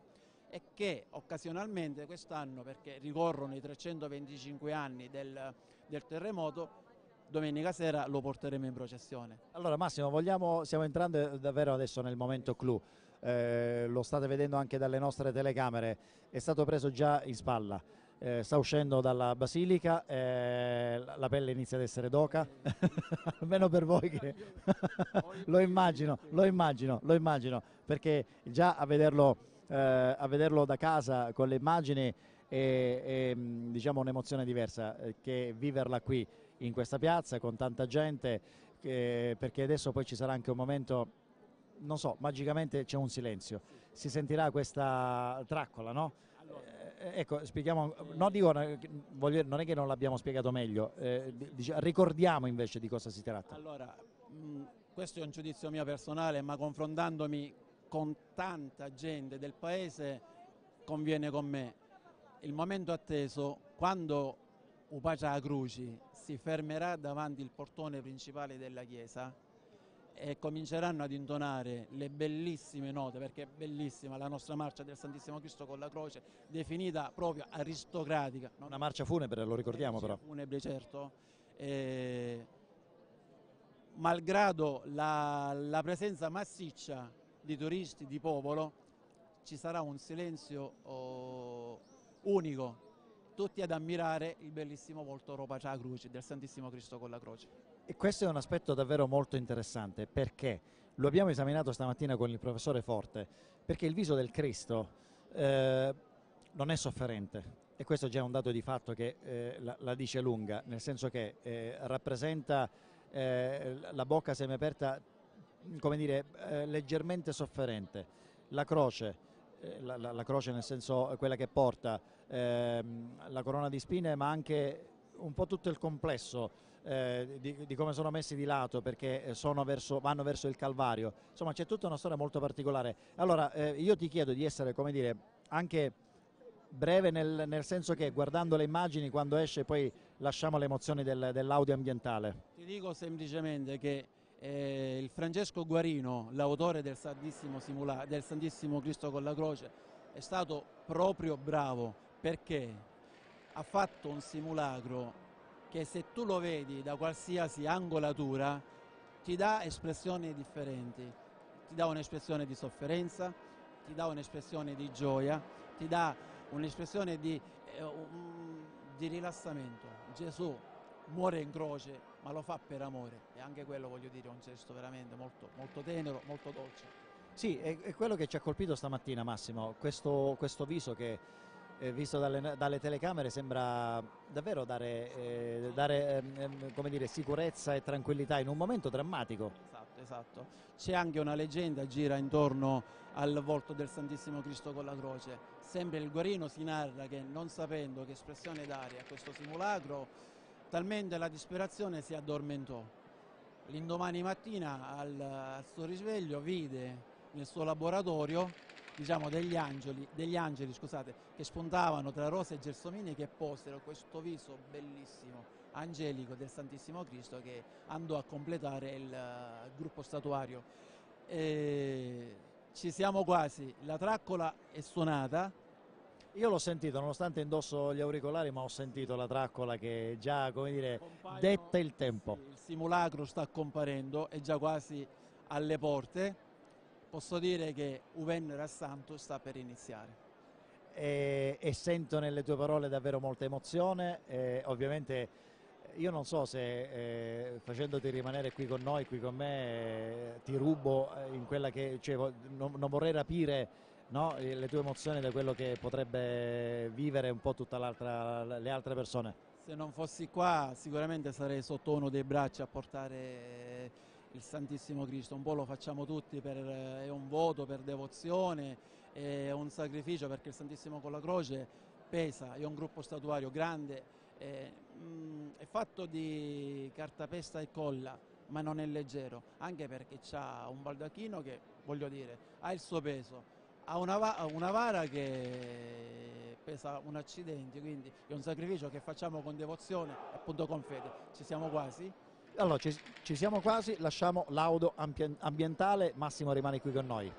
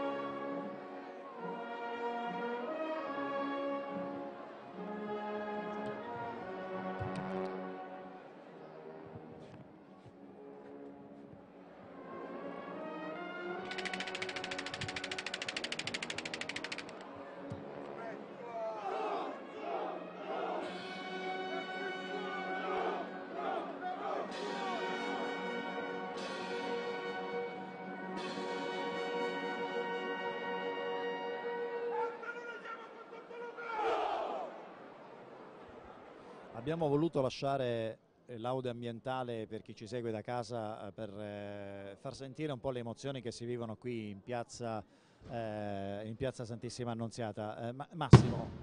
Massimo, ecco, siamo stati interrotti dal boato di un fuoco d'artificio. Dicevo, abbiamo lasciato volutamente l'audio ambientale per fare vivere le emozioni che noi abbiamo vissuto invece qui dal vivo. Mi dicevi qualche altra particolarità che ci era sfuggita, ma ovviamente tra le tante cose che abbiamo detto è anche fisiologico che possa sfuggire qualcosa. Sì, non so se notate, magari quando ci sarà l'inquadratura frontale del simulacro vedrete che c'è ai piedi del Santissimo Cristo una raggiera, ma non è altro che la seconda sfera dell'ostensorio d'argento, perché l'Annunziata vanta uno ostensorio con due sfere, in cui una viene posta la Santa Spina, che è quella che appunto vediamo ai piedi del Santissimo Simulacro, che è la cosiddetta Santa Spina appunto, che viene posta ai piedi della Croce la sera del venerdì della Santa Cascia, quando a conclusione dello schiudamento del Cristo morto si fa una breve processione con il Cristo morto, la Dolorata di San Giovanni, e poi c'è sta tanto attesa posata della reliquia ai piedi del simulacro, tant'è vero che portiamo in processione non soltanto un gruppo statuario, bensì un reliquario, perché ai piedi vi è appunto la corona di spine che fu posta sul capo di Gesù. Basta, niente, questo è importante, ci tenevo a dirlo, anche perché sta a significare il legame con l'antica festa del Venerdì Santo, che anticamente andava a sostituire la processione della Santa Spina, quindi continua ad esserci un legame, un connubio. Allora, questo è un particolare molto interessante invece, perché c'è una differenza sostanziale rispetto a quello che abbiamo raccontato poi stamattina, ed è un passaggio per i fedeli non indifferente. Massimo, la processione adesso è in pieno svolgimento, possiamo dirlo certamente. È appena iniziata, diciamo, ci aspetteranno 6-7 ore di processione circa, si snoderà per le vie del paese, andrà a ripercorrere il centro storico che ormai da un paio d'anni abbiamo voluto riproporre, e poi ne seguiranno, diciamo, i vari eventi, appuntamenti che ci sono, la sosta davanti al Palazzo di Città, ci sarà una breve sosta in uno slargo che abbiamo dedicato a Padre Ferlisi, che è stato, diciamo, uno dei parroci della Santissima Annunziata, molto amato non solo dalla parrocchia ma di tutto il popolo ispicese, e poi per andare a concludere con l'incontro con la Dolorata, e poi, come diceva Franco, come diceva Anastasia, l'ingresso straordinario come si faceva un tempo nella chiesetta antica di Sant'Antonio Abate.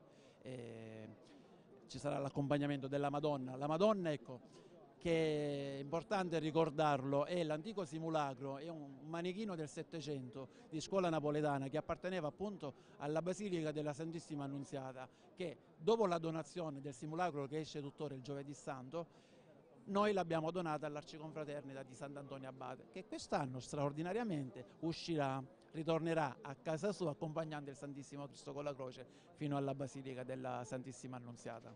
Senta, come ogni processione, cosa accade nei confronti del simulacro? Ci sono delle offerte? Sì, il Santissimo Cristo intanto raccoglierà parecchi donazioni, che sono mazzi di fiori, delle tovaglie d'altari che appenderemo, poi si vedrà che verranno appese sulle braccia dei giudei, e raccolte anche oboli in denaro.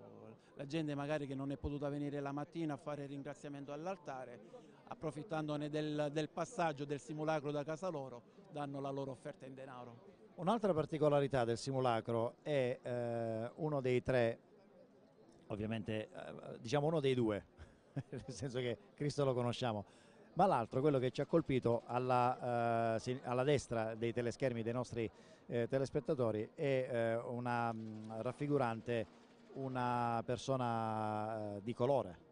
Sì, guarda, mi trovi impreparato, non sappiamo. No, dico come particolarità, nel senso che questa è una cosa molto... In effetti ce lo siamo sempre chiesti, il perché uno dei giudei sia di colore. Mi collego ad una cosa, il Cristo alla colonna ha i due giudei ai lati dopo l'ingresso del Santissimo Cristo con la croce, dove il Santissimo Cristo alla colonna i giudei sono tutti e due di colore, in effetti, entrambi neri. Qua non sappiamo perché uno sia bianco e l'altro sia nero, Però ecco, questo è un particolare, non me ne vogliano gli amici cavari, visto che faccio sta precisazione, perché nel 1729, quando il simulacro del Santissimo Cristo entrò a Spaccaforno, il simulacro del Cristo alla colonna non era altro che un ecce homo, un Cristo, no, non un ecce homo, scusate, ma un flagellato, appunto un Cristo legato alla colonna. I cavari videro che il nostro simulacro era molto bello, particolare perché ancora non vi era un simulacro con 3 personaggi, e valutarono bene di far venire il Guarino, che è lo stesso autore del nostro Cristo con la croce, e far aggiungere al simulacro loro i 2 giudei airati. C'è anche un passaggio del Vangelo, a proposito, io parlo in maniera molto grezza del colore della pelle in riferimento a Cristo. In un passaggio del Vangelo c'è quando insomma c'era come dire, il racconto, no? Di Gesù Cristo, che Gesù Cristo aveva il colore della pelle ai piedi di color bronzo, quindi anche questo è un passaggio che pone anche altri interrogativi. Ma guarda, non Testi sacri, ovviamente, non parliamo di libri. sì, non saprei cosa risponderti. Sappiamo solo che gli ebrei non erano di carnagione bianca, bensì di carnagione olivastra. Quindi sti piedi... Sì, e quindi è probabile che, ovvio, non vogliamo soffermarci su questo aspetto, ma insomma era una curiosità che abbiamo voluto. Anche perché non saprei approfondire, cioè almeno io personalmente non saprei come giustificare questo passo appunto del Vangelo che va a specificare il colore bronzeo dei piedi. Allora girati, ti lascio, come dire, e adesso il simulacro si è fermato proprio davanti alla nostra postazione e qui ovviamente non possiamo che come dire, inginocchiarci davanti al Cristo, perché non possiamo fare altro che prendere atto di questo dolore che ha vissuto, e adesso io direi a questo punto anche di far vivere a chi ci segue da casa anche gli effetti ambientali che noi stessi stiamo vivendo qui in diretta.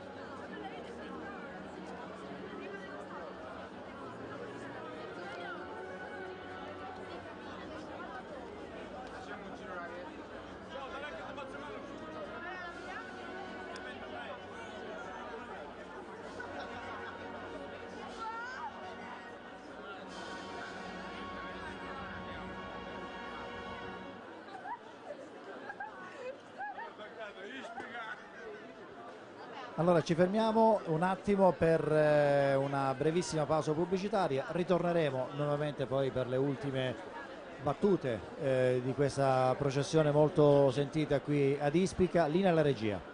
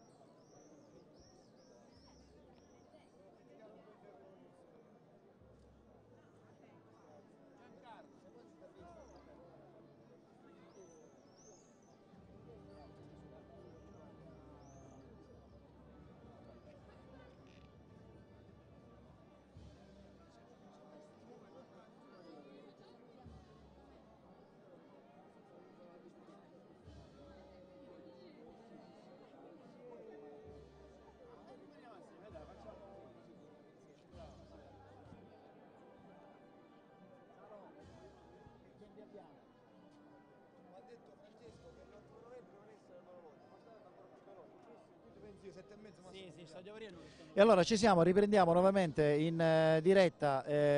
Io ne approfitto intanto al momento per ringraziare i miei ospiti, anzi se possiamo un attimo tornare qui nella postazione così li salutiamo, intanto non perché li congediamo, nel senso prima li salutiamo per ringraziarli della loro presenza qui con noi.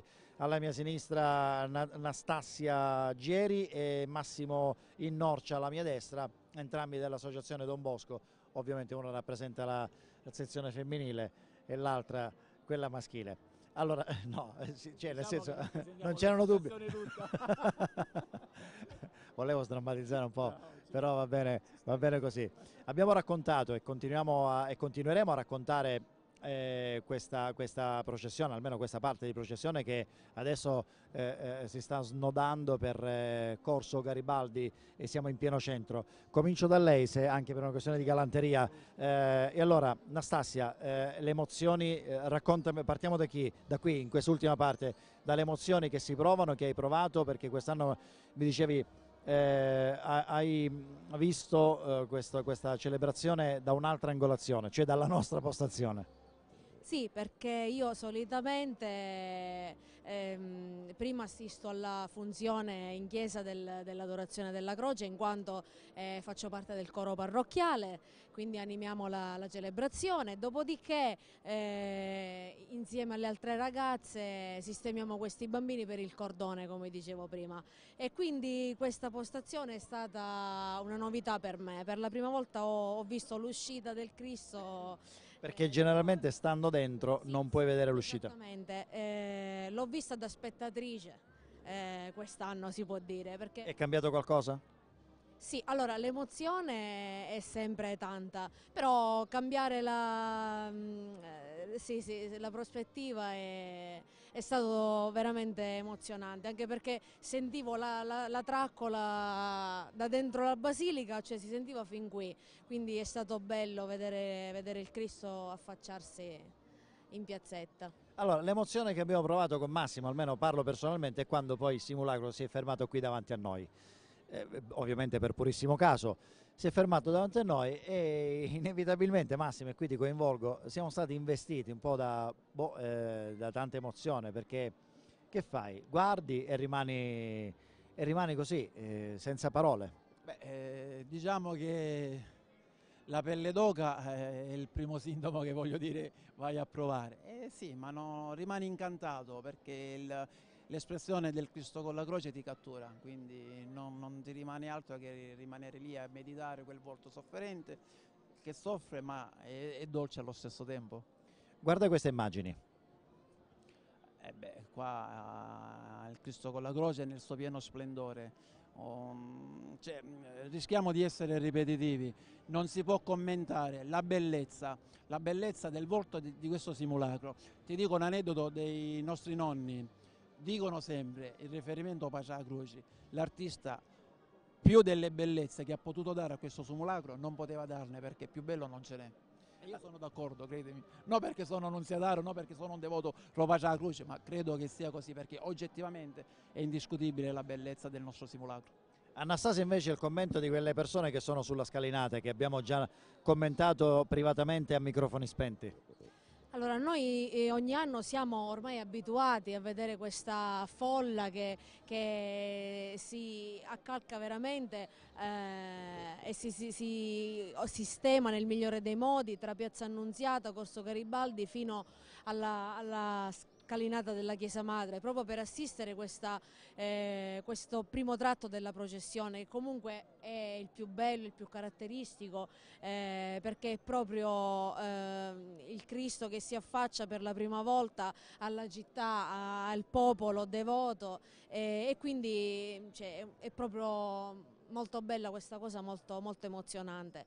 Rivedremo senz'altro sicuramente la scalinata piena di gente domenica mattina a mezzogiorno per l'incontro del Cristo risorto. Ricordo che ovviamente ne approfitto perché le telecamere di Videoregione domenica mattina già dalle 9:30 vi racconteranno e vi racconteremo la Pasqua vissuta nel sud-est a Comiso con la pace appunto, ma anche la Pasqua di Modica con la Madonna Vasa Vasa, la Pasqua qui ad Ispica da dove vi stiamo raccontando questo venerdì santo, questo pomeriggio davvero bellissimo, straordinario e ricco di emozioni, ma anche altre come dire, altre manifestazioni legate alla Pasqua saranno sempre sul nostro canale 16. Massimo, stanotte invece, al di là della processione che adesso si snoderà per le vie storiche della città, altre 5-6 ore sicuramente, e poi stanotte che succede? Ci sono altri momenti, ci saranno molto emozionanti e soprattutto riti che si tramandano anche lì. Sì, l'antico rito di girare il simulacro tra le navate della chiesa. I giri. I famosi giri praticamente, sì, che sembrano banali, ma banali non lo sono, perché voglio dire, la gente l'aspetta, anche perché c'è il classico, la cantata dei vari canti quaresimali che si fanno proprio in occasione del Santissimo Cristo con la croce, e poi la salita, la riposizione diciamo nella sua nicchia, che è tanto attesa pure, che è un arrivederci, il saluto al nostro amato Cristo, o pace alla croce, ecco, mi piace chiamarlo proprio così come ad Ispia viene chiamato, o pace alla croce. Anastasia, c'è anche il sabato che spesso non viene neanche menzionato perché è una giornata quasi atipica. In realtà non è così, almeno per quanto riguarda i cenni storici, sei d'accordo? Allora, liturgicamente parlando, il Sabato Santo è una giornata di silenzio e di rispetto perché la Chiesa commemora e prega davanti a questo sepolcro dove giace il corpo di Cristo. Però, come da tradizione, in ogni parrocchia e nella nostra basilica alle 23 inizierà la veglia di Pasqua, la tradizionale veglia di Pasqua, che si concluderà a mezzanotte con l'ingresso trionfale del nostro amato Cristo risorto all'interno della Basilica, in attesa poi della festa dell'indomani, della Domenica di Pasqua. Domenica si noterà proprio il cambio repentino del comportamento di tutti noi ragazzi e portatori giovani dell'Associazione Don Bosco, in quanto sempre in un atteggiamento di assoluta eleganza e compostezza. Mi preme sottolineare questa cosa perché la gente che parla delle nostre processioni, le processioni dei nunziatari, si accorgono subito di come le processioni siano gestite con assoluta eleganza, con assoluta ordine e raffinatezza. Però cambierà l'atteggiamento dei portatori in quanto il Cristo risorto verrà festosamente portato tra le vie della città, quindi ci saranno movimenti più gioiosi e più festosi, tipici della Pasqua, a simboleggiare proprio la vittoria di Cristo sulla morte. Ovviamente parliamo dell'abbraccio, l'incontro con la Madonna, con la Madre, l'abbraccio anche con i fedeli, perché l'abbraccio sì è con la Madre, con la Madonna, però simbolicamente poi abbraccia tutti i fedeli che in questa settimana santa ha pianto, in questa settimana santa si è raccolta in preghiera, insomma ha avuto un percorso molto vicino a quello che è successo storicamente. Esatto, Gesù ti dà la bella notizia, ha vinto la morte, sono qui di nuovo in mezzo a voi, vivo. Allora, ecco, queste immagini sono davvero bellissime, straordinarie, complimenti alla regia, complimenti ai nostri cameraman che stanno immortalando un momento in cui il simulacro è fermo o comunque sta andando davvero molto piano, e queste immagini danno il senso compiuto di quello che evidentemente è successo 2018 anni fa, con questa espressione che dice tanto, dice tutto e racchiude tante motivazioni di questa settimana santa e anche della Pasqua, ma anche, vogliamo dire Massimo, di quella che è la vera e propria cristianità. Esatto, Cristo è venuto nel mondo per redimerlo e quindi si è offerto, si è immolato per quell'unico scopo, la salvezza dell'umanità. Allora io chiederei alla regia dei minuti a nostra disposizione prima di chiudere questo nostro collegamento in diretta da Corso Garibaldi per raccontarvi ormai gli ultimi secondi, gli ultimi minuti di questa processione che, lo ricordo, ancora continuerà per altre 5-6 ore circa per le vie storiche della città di Ispica, abbracciando ovviamente tutti i fedeli che oggi non sono potuti essere qui in Piazza Santissima Annunziata per come dire, guardare, vivere insieme a noi i momenti importanti di questo rito del Venerdì Santo. Credo che adesso il nostro simulacro sia quasi per girare verso la piazza, ricordatemi che è il nome della piazza, Unità d'Italia, perfetto. E quindi scenderà ecco, sulla parte sinistra della città, la parte bassa, la parte storica della città, e qui poi le nostre telecamere chiuderanno gli obiettivi e cominceremo a salutarci. Io devo ringraziare innanzitutto tutti coloro che hanno collaborato a questa nostra diretta, dalla regia, i nostri cameraman che sono stati davvero bravissimi, eccellenti nel regalarvi queste immagini che poi vi abbiamo raccontato e commentato con i nostri ospiti, a cominciare da stamattina con Francesco Fronte, che è il presidente della società ispicese Storia Patria, che è stato anche nel pomeriggio qui con noi insieme ad altri due ospiti che hanno arricchito e dato un valore aggiunto a questa nostra diretta, con Nastassia Geri dell'associazione Don Bosco, ma anche a Massimo Innorcia, anche egli facente parte dell'associazione Don Bosco. Grazie Nastassia. Grazie a voi. E grazie anche a te Massimo. Grazie a te Sergio e a tutta la redazione. Ovviamente grazie, noi lo giriamo ai nostri telespettatori che hanno seguito queste 4 ore di diretta, divise 2 per la mattina e 2 più o meno anche per il pomeriggio. Ci fermiamo qui. Grazie davvero per essere rimasti con noi, per aver preferito il canale 16 di Videoregione in questo racconto del Venerdì Santo ad Ispica. Vi ricordo invece gli appuntamenti di domenica: Modica, Comiso, Scicli e sempre Ispica per i riti pasquali del sud-est. Da parte mia è tutto, grazie anche alla regia di Modica, il corpo centrale che ha comunque trasmesso e messo in onda questa nostra diretta. Insomma, grazie a tutti coloro che hanno collaborato con noi. Arrivederci e una serena Pasqua ai nostri telespettatori.